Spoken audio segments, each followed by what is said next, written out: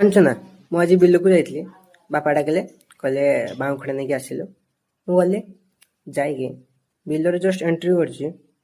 ମତେ ଜଣେ ଭାଇ କହିଲେ ଏଇଠି, କ'ଣ କିରେ ବିଲକୁ ଆସିଛୁ? ମୁଁ କହିଲି ହଁ। ଆସିକି ଟିକେ ପଳେଇ ଆସିଲି।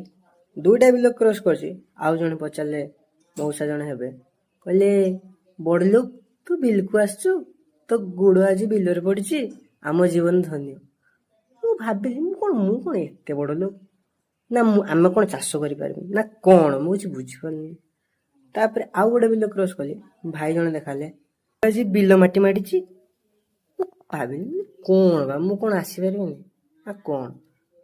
ତାପରେ ଆଉ କିଛି ଆଗକୁ ଗଲି, ବାପାଙ୍କ ପାଖ ପହଞ୍ଚିବାର କିଛି ରହିଯାଇଛି। ଟିକେ ଗଲି, ମତେ ଜଣେ କହିଲେ, ବଡ଼ ଚାଷୀ ଆସିଲା, ମୁଣ୍ଡିଆ ମାର। ମୁଁ ତାପରେ ଅନେଇଲି ସମସ୍ତଙ୍କୁ ଘୁରିକି। ମୁଁ କହିଲି କ'ଣ ମାନେ ମାନେ ମୁଁ ଚାଷ କରିପାରିବି ନା କ'ଣ, ମୋର ଗୋଡ଼ ହାତ ନାହିଁ ନା, ମୁଁ କିଛି ବୁଝିପାରିଲିନି। ମାନେ ବିଲକୁ ତମେ ଯିବ, କେବେ କେବେ ଯଦି ଯାଉନଥିବ, କେବେ କେବେ ଯଦି ଯିବ, ମାନେ ଏଇଭଳିଆ ଟାଇପର ସବୁ ଲୋକ ମିଳିବେ। ମାନେ ବିଲରେ ସବୁ ବିଭିନ୍ନ ପ୍ରଜାତିର ଲୋକ ଥିବେ। ତମେ କେବେ ବିଲିଭ ବି କରିପାରିବନି କି ତମ ସହ ଆଜି ଏଇଟା ହବ। ତମେ ଯେମିତି ବିଲ ଖୁସିରେ ଗୋଟେ ଯାଇଥିବ, ସେ ମନ ଦୁଃଖ କରି ଫେରି ଆସିବ। ଯେମିତି ତମର ବିଲରେ କାହା ସହ ବ୍ରେକଅପ୍ ହେଇଗଲା,